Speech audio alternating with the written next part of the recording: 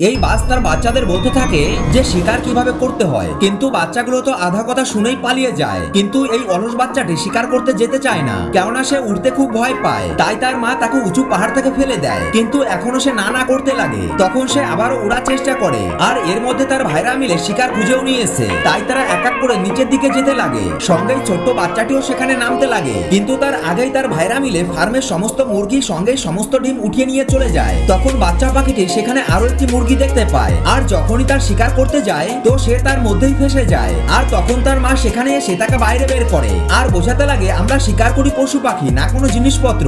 ইতিমধ্যে তার ভাইরা মিলে আবারও ভেড়ার দল শিকার করে আনে। এটা দেখে বাচ্চা পাখিটি তো আরো বেশি রেগে যায়, তাই সেও ভেড়া শিকার করতে চলে যায়। আর যখনই একটি ভেড়াকে হাওয়াতে উঠাতে লাগে তখনই মেয়েটির কোট খুলে যায়, আর বেচারা পাখিটি মেয়েটির কোট ফিরিয়ে দিতে আসে। এর মধ্যে তার ভাইরা মিলে অনেক জানোয়ারদের শিকার করে ফেলেছে, কিন্তু তার হাতে ধরা পড়েছে শুধু একটি মাত্র মৌমাছি।